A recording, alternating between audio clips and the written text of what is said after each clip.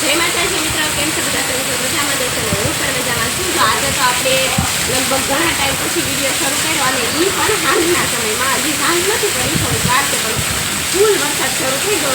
4 સાડા 4 જેવું થઈ ગયું છે.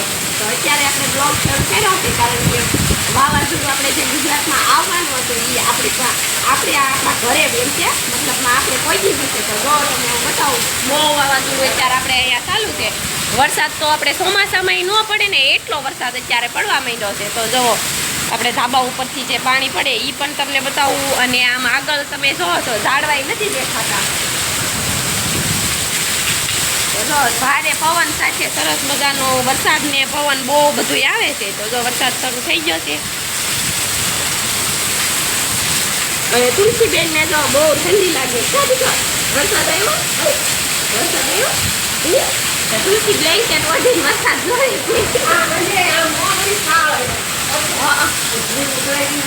હમણાં બહુ નતો, અત્યાર બહુ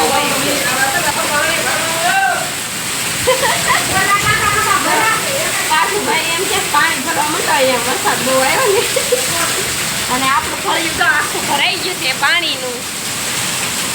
અહીંયા તો વેકરાનો ઢગલો છે, પણ ઓલી બાજુ તો આખું આપણું ફળિયું પાણીનું ભરાઈ ગયું છે. જો આપણે ફૂલ પાણી આવવા માંડ્યું છે એટલે પાર્થુભાઈ પલળવા ગયા છે. અહીંયા આપણે જમીનમાં ટાંકો છે, અહીંયા બંબુડું ચડાવવાનું છે. તો પાર્થુભાઈ ગયા છે ધોકો લઈને બંબુડું ખોલવા. કા પથાભાઈ? પથા કેવી પલળાઈને મજા આવે? એ પથા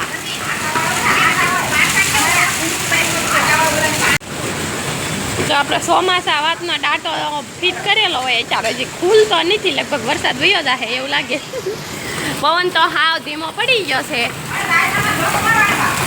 આ બાજુ જો આપણે પવન તો ધીમો પડી ગયો છે. હવે ખાલી વરસાદ આવે છે તો સરસ મજાનું આપણે જો પાણી તો મસ્ત મજાનું ધાબેથી આશરું તીર પાણી આવે છે. અને વરસાદ પણ ધીમો પડી જશે ને.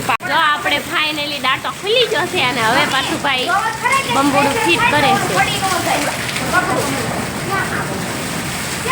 એક કેન તણાવ મીઠું છે. પાર્થા ઓલી બાજુનું હોય લેતો આવજે. જો એક પાણી ખાલી ક્યાં નતા એટલે એ પાણી આરે તણાવવા માંડ્યા.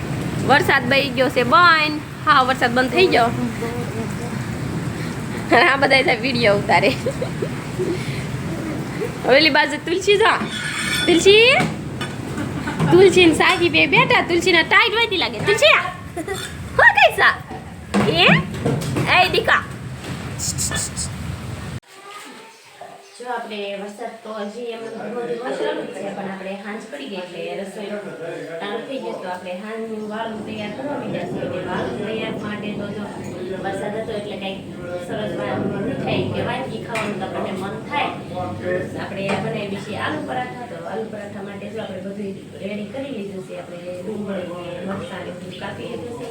આ છે ધાણા જીરું, એને પણ આખું મોટું ખાંડી લીધું છે. તો હવે આપણે એનો મસાલો તૈયાર કરી નાખશું ને આ બાજુ આપણે સરસ મજાનો લોટ પણ બાંધીએ. જો પહેલાં તો આપણે ધાણા નાખી દીધા છે અને બધું આપણે આમાં મિક્સ જ કરી નાખવાનું છે. તો આ આપણે ધાણા અને જીરું બે ખાંડી નાખેલું છે. તો એ પણ આપણે બધું આમાં નાખી દઈશું. અને આ છે આપણે સરસ મજાનું આદુ, લસણ અને મરચાંની પેસ્ટ.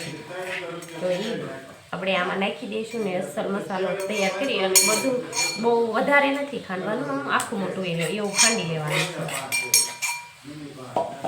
અને આ છે ડુંગળી. તો એ પણ ડુંગળી તો જો તમને ભાવે તો નાખાય, ન નાખો તો પણ હાલે. ફરી ચટણી પણ નાખી દઈશું. અને થોડુંક મીઠું તમારે સ્વાદ પ્રમાણે નાખી દેવાનું છે. તો આપણે મીઠું પણ થોડું સ્વાદ જેટલું આપણને ખારું તમે ભાવતું હોય એટલું નાખી દેવાનું.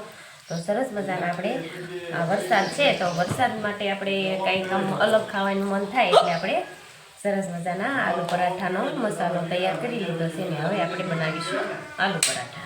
તો આપણે થોડો ગરમ મસાલો પણ નાખી દઈશું જેથી કરીને સરસ મજાનો સ્વાદ આવે. અને ખટાશ માટે આપણે થોડુંક લીંબુ નાખશું. લીંબુ આપણે થોડુંક અમથું નાખવાનું છે, બહુ જાજુ નહીં.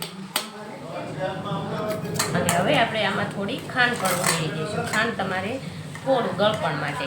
તો સરસ મજાનો જો આપણો સરસ મજાના આલુ પરાઠા તો રેડી થઈ ગયા છે. હવે આપણે બેસી ગયા છીએ જમવા. તો હાલો બધાએ વાળું કરવા. આજે તો મિત્રો આપણે વરસાદ પડ્યો એટલે આજ વહેલા વી આવ્યા દુકાને 7 વાગે વી આવ્યા અને વાળું કરી લીધી અને હવે ઘડીક આપણે ધાબા ઉપર વી આવ્યા છે. જો ફરતી બાજુ તમે જુઓ બધે વરસાદ આજ આવ્યો છે એટલે ખૂબ જ સારું એવું વાતાવરણ છે. અને તો આજનો વિડીયો આપણે અહીંયા પૂરો કરવી છે. મળશું એક નવા વિડીયોમાં.